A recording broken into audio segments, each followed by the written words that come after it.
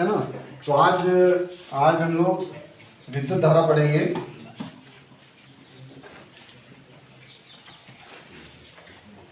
विद्युत धारा जिसको हम लोग बोलते हैं करंट इलेक्ट्रिसिटी।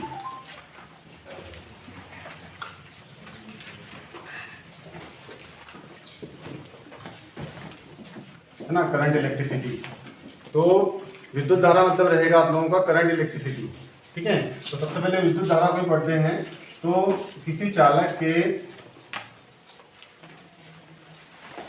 किसी परिच्छेद में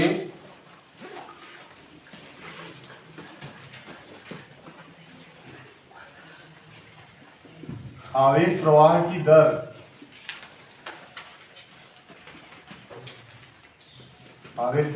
दर को विद्युत धारा कहते हैं।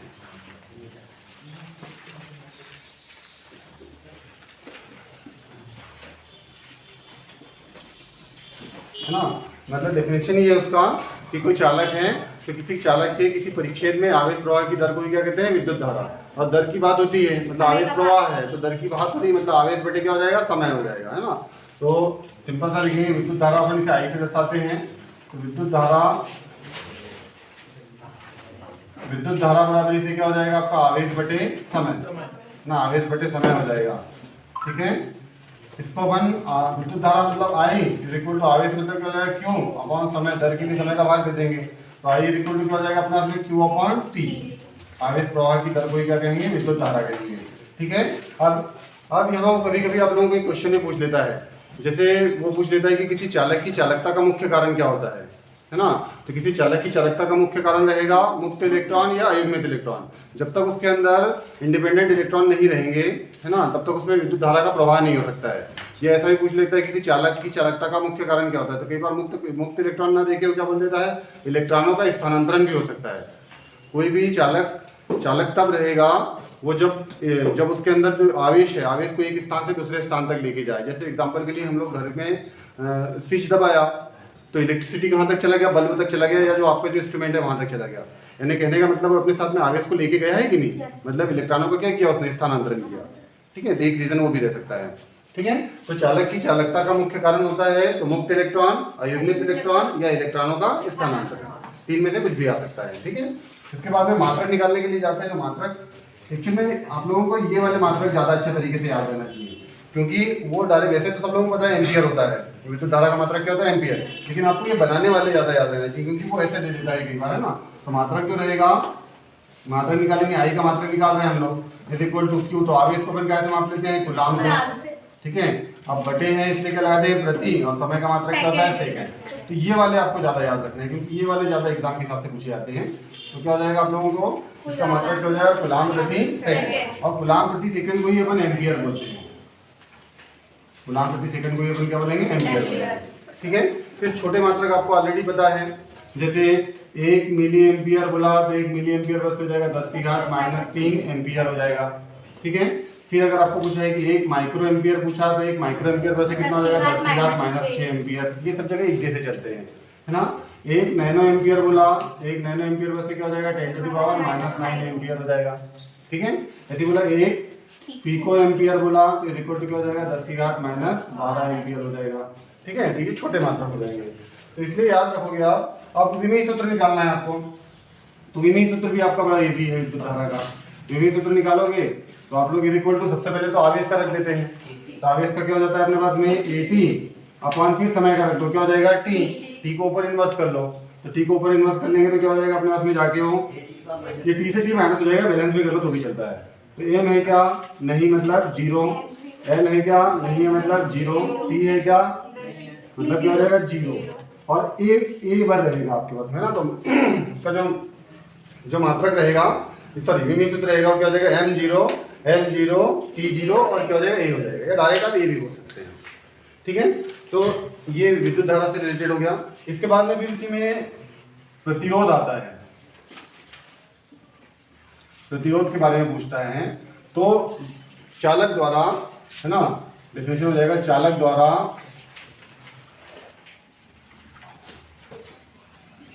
विद्युत धारा प्रवाह के मार्ग में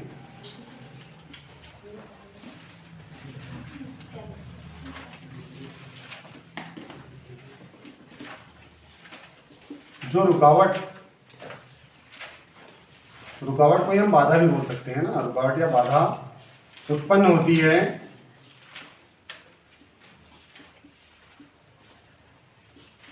उसे उस चालक का प्रतिरोध कहते हैं।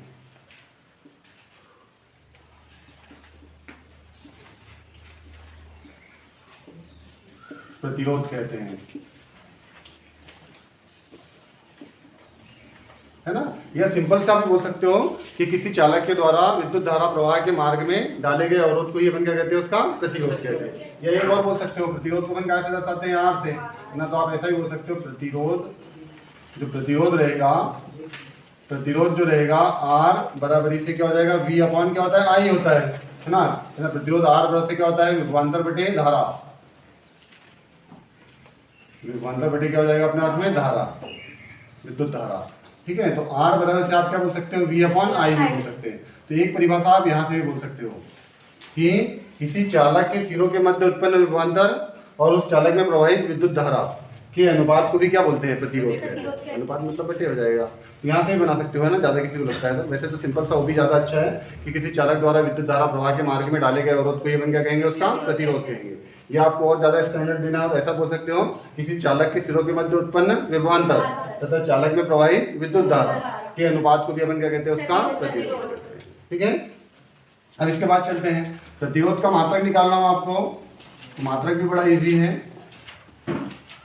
आर का मात्रक निकाल रहे हैं हम लोग, तो जो V है, V को कैसे मापेंगे अपन, V को विभवांतर को कैसे मापते हैं अपन, वोल्ट से। विभवांतर कैसे मापेंगे, वोल्ट से, बटे विद्युत धारा का मात्रक क्या हो जाएगा, एम्पियर। तो वोल्ट प्रति क्या हो जाएगा, एम्पियर हो जाएगा, है ना। तो वोल्ट प्रति एम्पियर हो जाएगा, या वोल्ट प्रति एम्पियर को अपन क्या बोलते हैं, ओम भी बोलते हैं, है ना, ओम। इसका संकेत इस प्रकार से लिखते हैं अपन, ओम, ठीक है। तो ये प्रतिरोध हो जाएगा आपका, रेजिस्टेंस बोलते हैं जिसको अपन, ठीक है। अब यहाँ से एक क्वेश्चन बनता है आप लोगों को 3 अंक का। तो क्वेश्चन आप लोगों को बनता है कि जो चालक के जो प्रतिरोध है, किसी चालक के प्रतिरोध को प्रभावित करने वाले कारक लिखिए।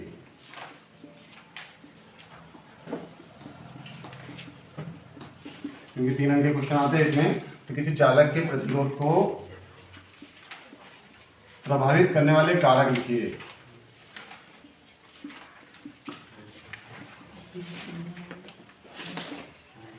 है ना। तो सिंपल सा रहेगा, बहुत आसान सा है क्वेश्चन। आप लोगों को रहेगा किसी चालक के प्रतिरोध को प्रभावित करने वाले कारक लिखिए। तो पहले तो डेफिनेशन दे दोगे आप लोग, किसी चालक के प्रतिरोध को प्रभावित करने वाले कारक निम्नलिखित है। इसमें से फर्स्ट हो जाएगा अपने पास में पहले जो चालक की लंबाई हो जाएगा।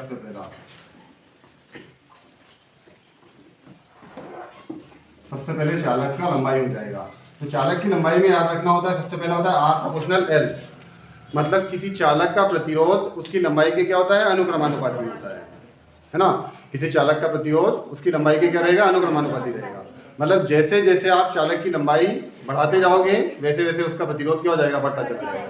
इसलिए जितना लंबा तार रहेगा, लंबे तार का प्रतिरोध अधिक, और मोटे तार का प्रतिरोध, ये सही, लंबे तार का प्रतिरोध क्या रहेगा, अधिक, और जो छोटा तार रहेगा, छोटे तार का प्रतिरोध क्या रहेगा, कम। इसलिए करंट भी देखा होगा, जो अगर आप पास से काम करो, करंट पास से जल्दी लगता है। और जब लेंथ बहुत ज़्यादा हो और दूर, आप बहुत इलेक्ट्रिसिटी से बहुत दूर काम कर रहे हो, मतलब जो लेंथ है, वायर की जो लेंथ है वो बहुत ज़्यादा हो, तो आपको जो करंट रहेगा ना थोड़ा हल्का कम लगता है। क्योंकि लंबे तार का प्रतिरोध क्या होता है, अधिक, तो प्रतिरोध अधिक होगा मतलब धारा कम जाएगी, इसलिए जो करंट लगेगा वो थोड़ा क्या लगेगा, कम लगेगा। तो पहला सीधा सिंपल सा याद रखना है कि चालक की लंबाई पर तो क्या देगा, चालक का प्रतिरोध उसकी लंबाई के क्या होता है, अनुक्रमानुपाती होता है, अर्थात आर प्रोपोर्शनल एल। मतलब लंबे तार का प्रतिरोध अधिक और छोटे तार का प्रतिरोध क्या रहेगा, कम, ठीक है। सेकंड होता है अनुप्रस्थ परिच्छेद के क्षेत्रफल पर। चालक के अनुप्रस्थ परिच्छेद के क्षेत्रफल पर,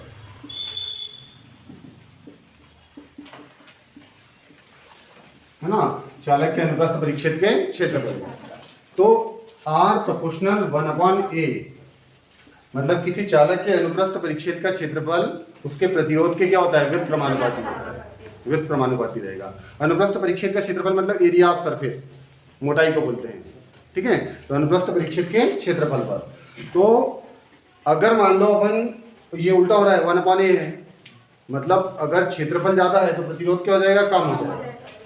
यानी मोटे तार का जो प्रतिरोध रहेगा, मोटे तार का प्रतिरोध क्या रहेगा, कम, और पतले तार का प्रतिरोध क्या रहेगा, अधिक। हाँ, इसलिए अगर आपको इलेक्ट्रिसिटी, इसलिए अपन बोलते हैं ना कि ट्रांसफार्मर की जो प्राथमिक कुंडली और द्वितीयक कुंडली बनाते हैं उसमें तांबे के मोटे तारों का क्या करना चाहिए, प्रयोग करना चाहिए, क्योंकि उसका प्रतिरोध क्या हो जाएगा, कम हो जाएगा। प्रतिरोध कम हो जाएगा मतलब धारा आसानी से जा सकती है। ठीक है, तो मोटे तार का प्रतिरोध क्या रहेगा, कम, और पतले तार का प्रतिरोध क्या रहेगा, अधिक। चौथा, तीसरा होता है अपने पास में, थर्ड रहता है चालक की प्रकृति पर।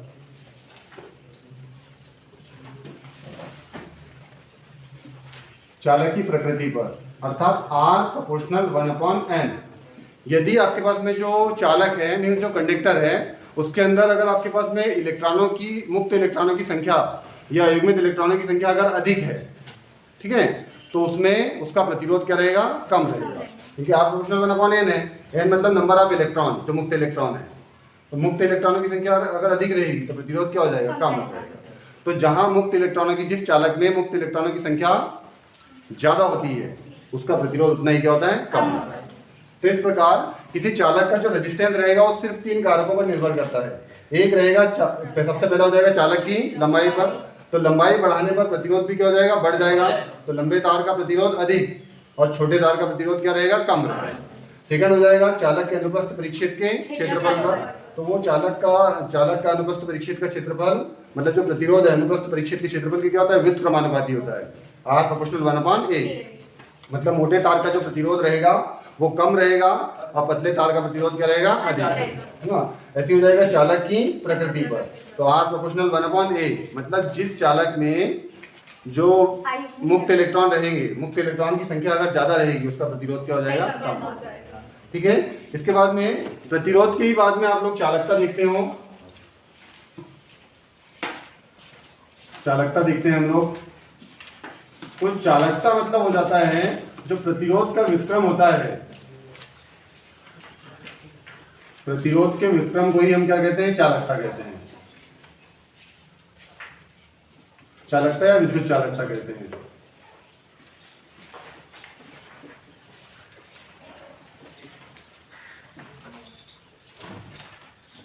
ठीक है, हम लोग अगर विद्युत चालकता लेते हैं, अगर विद्युत चालकता लेते हैं तो विद्युत चालकता बराबर से क्या हो जाएगा अपने आप में, 1/, प्रतिरोध हो जाएगा, 1/, क्या हो जाएगा, प्रतिरोध हो जाएगा। विद्युत चालकता को हम लोग सिग्मा से भी दर्शाते हैं, कई जगह कंपा से भी दर्शाते हैं, है ना। सिग्मा इज इक्वल टू क्या हो जाएगा अपने आप में, 1/r हो जाएगा, है ना। मतलब विद्युत चालकता बराबर से 1/, क्या हो जाएगा, प्रतिरोध हो जाएगा। अब इसको आगे हल करते हैं, तो विद्युत चालकता का मात्रक चाहिए, तो मात्रक के लिए हम क्या करते हैं, इसको हल करते हैं। 1/, प्रतिरोध का मात्रक क्या हो जाएगा, ओम हो जाएगा, ओम को ऊपर कर लो तो इक्वल क्या हो जाएगा, ओम का इनवर्स हो जाएगा, ओम का इनवर्स हो जाएगा। तो विद्युत चालकता का मात्रक क्या रहेगा आपके पास में, ओम का इनवर्स। कुल मिलाकर प्रतिरोध के व्युत्क्रम को ही हम क्या कहेंगे, चालकता कहेंगे, है ना। इसको सी से भी दर्शाते हैं, वैसे सी इक्वल टू क्या हो जाएगा, 1/r, है ना। सी इक्वल टू क्या हो जाएगा, 1/r, तो मात्रक क्या रहेगा उसका, 1/, क्या हो जाएगा, ओम, ओम को ऊपर कर दो तो क्या हो जाएगा, ओम का इनवर्स। इसी प्रकार फिर आपके पास में आता है प्रतिरोधकता। प्रतिरोधकता, तो प्रतिरोधकता को ही हम विशिष्ट प्रतिरोध भी बोलते हैं, विशिष्ट प्रतिरोध भी कहते हैं, है ना, विशिष्ट प्रतिरोध भी कहेंगे इसको। इसका किसी चालक का जो प्रतिरोध रहेगा, किसी चालक का, अभी अपने प्रतिरोध को प्रभावित करने वाले कारक देखे हैं, तो किसी चालक का प्रतिरोध उसकी लंबाई के, उसकी जो लंबाई रहती है, लंबाई के क्या होता है, अनुक्रमानुपाती,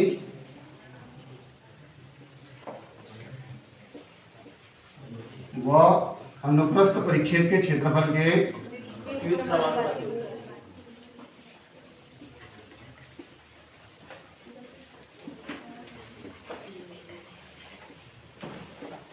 व्युत्क्रमानुपाती होता है।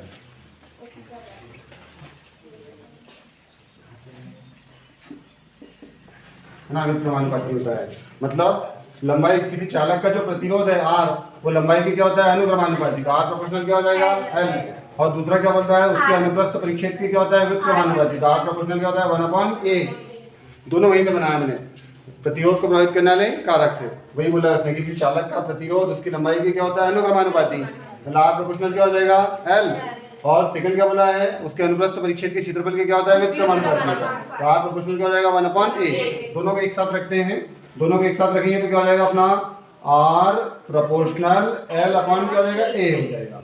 अब प्रोपोर्शनल हटाते हैं तो कांस्टेंट लगाते हैं, है ना। तो अपन कांस्टेंट की जगह पर प्रतिरोधकता लगा देते हैं। तो R proportional rho, sorry proportional हटा देते हैं, है ना। तो इज इक्वल टू क्या हो जाएगा, रो एल अपॉन क्या हो जाएगा, ए हो जाएगा। जहां रो क्या है अपना, विशिष्ट प्रतिरोध है ना। जहां रो अपना क्या है, विशिष्ट प्रतिरोध है। अपने को रो का वैल्यू चाहिए, है ना। तो इसके अपॉन में अपन क्या करते हैं, इसका क्रॉस मल्टीप्लाई कर देते हैं। तो क्रॉस मल्टीप्लाई करेंगे तो क्या हो जाएगा अपने हाथ में, rho into L is equal to क्या हो जाएगा, आर इंटू ए। तो आपके हाथ में आपको क्या वैल्यू चाहिए, रो का। तो रो अपना प्रतिरोधकता है, तो रो बराबर से हो जाएगा आर इंटू ए और अपान में क्या आ जाएगा, ये आपका प्रतिरोधकता। मतलब यहां से बनाया अपन ने कि किसी चालक का प्रतिरोध उसकी लंबाई के क्या होता है, अनुक्रमानुपाती, और अनुप्रस्थ परिच्छेद के क्षेत्रफल के क्या होता है, है ना। मतलब प्रतिरोध को प्रभावित करने वाले कारक से। आप दोनों को एक साथ ले लिया तो आर प्रोपोर्शनल क्या हो जाएगा, एल अपॉन ए। प्रोपोर्शनल हटा दो तो क्या लग जाएगा, रो।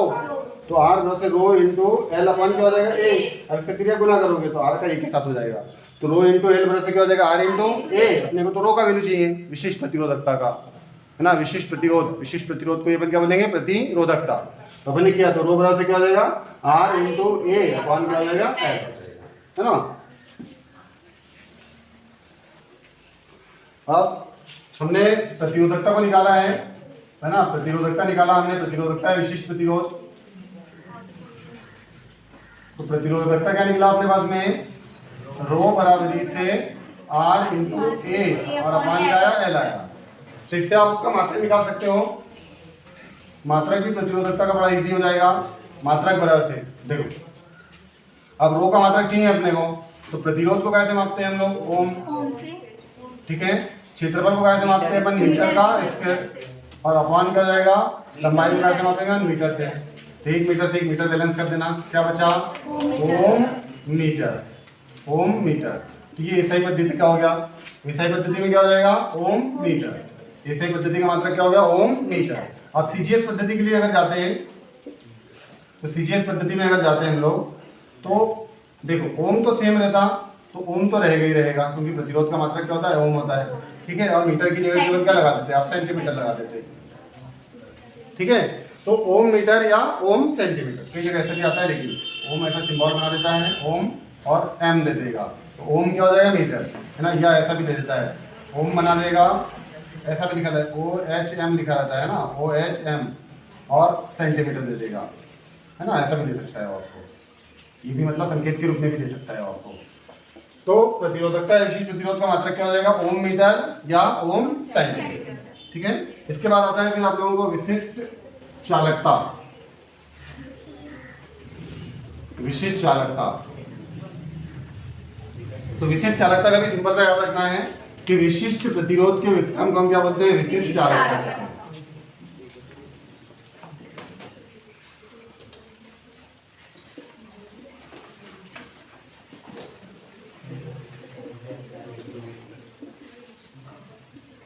विशिष्ट प्रतिरोध के व्युत्क्रम को विशिष्ट चालकता कहते हैं।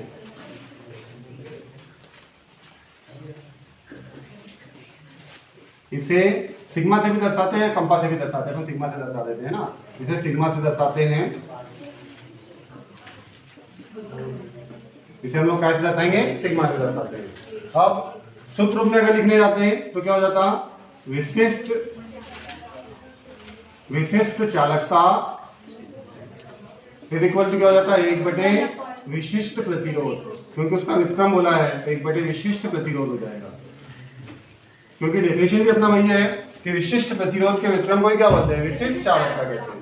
अब हल करते हैं तो सिग्मा इज इक्वल टू क्या लिखते हैं अपन, 1/ρ, ठीक है। सिग्मा इज इक्वल टू क्या रखते हैं, 1/ρ, क्योंकि विशिष्ट प्रतिरोध के व्युत्क्रम को क्या बोलते हैं, विशिष्ट चालकता। अब चूंकि आपको पता है विशिष्ट प्रतिरोध रो बराबरी से क्या होता है अपने पास में R इंटू ए अपॉन एल, रख दो यहाँ पर रो की जगह पे। तो सिग्मा बराबरी से 1 अपॉन रो की जगह क्या आ जाता R इंटू ए अपॉन में क्या जाता एल, एल को अपन भागिता मूलित कर देते, भागिता मूलित करते तो क्या जाता सिग्मा बराबरी से एल अपॉन R इंटू ए हो जाता। मतलब सिग्मा अगर कहीं सिग्मा का वैल्यू रखना है तो सिग्मा का वैल्यू क्या आ जाएगा रो बराबरी से sorry sigma is equal to हो जाएगा L upon R into A आ जाएगा। ठीक है, अब मात्रक निकालना है, मात्रक निकालेंगे किसका विशिष्ट चालकता का मतलब सिग्मा का। इज इक्वल टू लंबाई को कैसे मापेंगे हम लोग मीटर से, प्रतिरोध को कैसे माप लेंगे ओम से, और क्षेत्रफल को कैसे माप लेंगे मीटर का स्क्वायर, मीटर का स्क्वायर वर्ग मीटर से। ये बैलेंस हो जाएगा। क्या बचा अपने पास में 1 ओम मीटर, 1 ओम मीटर। अब इसको दोनों का अंश में ले जाओ तो क्या हो जाएगा ओम इनवर्स मीटर इनवर्स, ऐसा भी बोल सकते हैं ओम इनवर्स मीटर इनवर्स, या ये ऐसा ही पद्धति का हो गया। तो सीजीएस में क्या हो जाएगा ना, सीजीएस में क्या हो जाएगा ओम इनवर्स सेंटीमीटर का इनवर्स। ठीक है, ओम इनवर्स सेंटीमीटर का इनवर्स, ऐसा ही बोल सकते हैं OHM ओम इनवर्स सेंटीमीटर का इनवर्स, है ना, ऐसा बोल सकते हैं, या ओम इनवर्स मीटर का इनवर्स भी बोल सकते हैं। और इसी को कुल मिलाकर हम क्या बोलते हैं सीमेन भी बोलते हैं, सीमेन भी बोलते हैं। ओम इनवर्स मीटर इनवर्स को अपन क्या बोलते हैं सीमेन भी बोलते हैं। तो कई जगह सीमेन भी दिया जाता है। तो इस प्रकार विशिष्ट चालकता का मात्रक हो जाएगा ओम इनवर्स मीटर का इनवर्स या ओम इनवर्स सेंटीमीटर का इनवर्स, उसी को अपन क्या बोलेंगे सीमेन, है ना। ये याद रखिए।